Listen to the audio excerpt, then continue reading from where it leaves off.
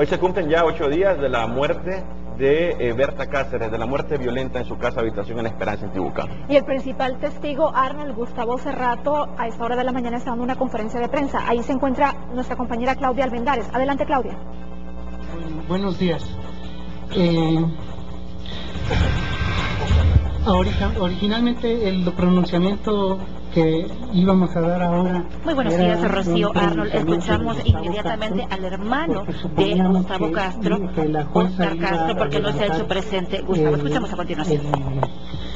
A levantar la alerta migratoria que se decretó por 30 días. Sin embargo, frente a eso, pues ya no, lo que vamos a hacer es un pronunciamiento de los familiares de Gustavo Castro, de los familiares de Berta y del Consejo de Organizaciones Cívico de Organizaciones Populares Indígenas de Honduras. El título se llama Irregularidades en el proceso de retención de Gustavo Castro en Honduras. Nuevamente agradecemos las muestras de solidaridad nacional e internacional recibidas en el marco de la alerta migratoria para evitar la salida del país que sufre Gustavo Castro actualmente en Honduras. Del mismo modo, recordamos que Gustavo es beneficiario de medidas cautelares otorgadas por la Comisión Interamericana de Derechos Humanos y que la Embajada Mexicana, hasta el momento, ha brindado la debida protección consular durante las diligencias y el resguardo de su integridad física y psicológica. Pese a todo, el señor Gustavo Castro ha estado dispuesto a colaborar en todas las diligencias que se le han pedido y a la hora que se le han solicitado, y lo seguirá haciendo en los términos que marca la ley.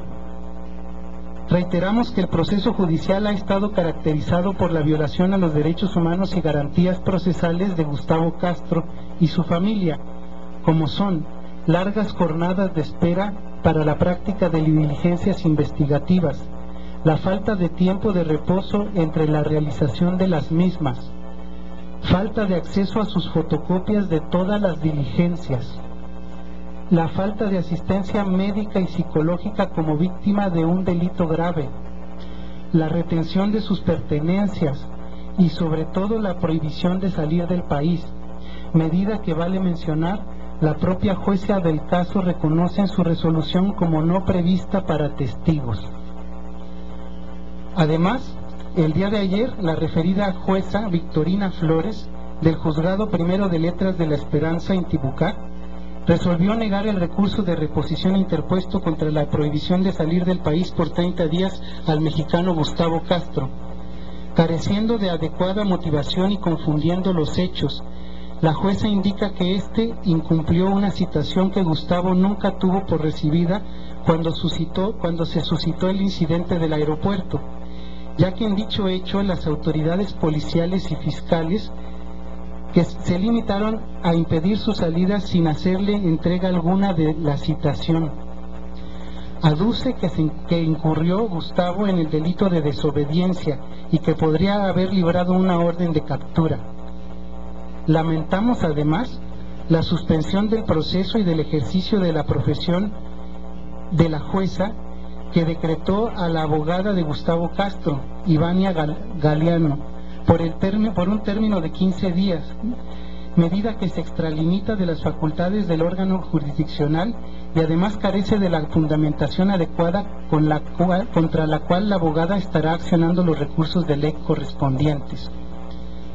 Las irregularidades cometidas se suman a las del proceso general de investigación administrativa y judicial que se ha llevado a cabo en el esclarecimiento del asesinato de Berta Cáceres y en la tentativa de asesinato de Gustavo Castro.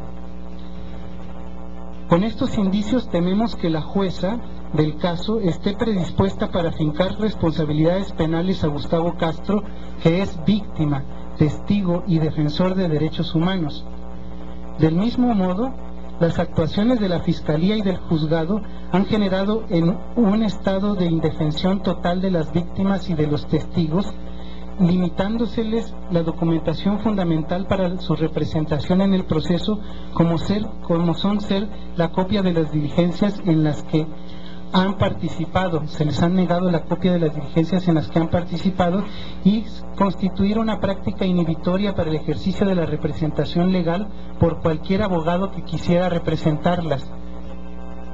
En tal sentido, consideramos que la Embajada de México en Honduras debe doblegar los esfuerzos para restituir los derechos de Gustavo Castro y proteger su integridad física y psicológica de acuerdo a los más altos estándares de derechos humanos frente a una detención ilegal en Honduras y en peligro de su criminalización. Del mismo modo, instamos a las instituciones de justicia a conducirse con estricto apego a derecho, cumpliendo con el debido proceso, la debida diligencia y las garantías judiciales de las víctimas reconocidas en la normativa nacional y en los instrumentos internacionales de derechos humanos, evitando la criminalización de los afectados y reforzando las líneas de investigación que obedecen a los antecedentes inmediatos de las actividades de la Defensora de Derechos Humanos y coordinadora del Consejo Cívico de Organizaciones Populares e Indígenas de Honduras, Berta Cáceres. El comunicado lo firman los familiares de Berta Cáceres, los familiares de Gustavo Castro y el Consejo Cívico de Organizaciones Populares e Indígenas de Honduras. Bien, es importante hacer mención que esta misma conferencia en este momento también se está replicando en México, donde diversas organizaciones de derechos humanos también están dando respaldo a la situación de Gustavo aquí en Honduras, ¿verdad, Oscar? Sobre la réplica que hay de la conferencia de prensa de aquí y en México, si le menciona a la prensa, por favor. En México también se está realizando, como ayer se realizó la conferencia de prensa de ayer y la de hoy, con réplicas simultáneas en la Ciudad de México, así es. ¿Alguna de las hijas de Berta que quiera agregar algo en esta participación?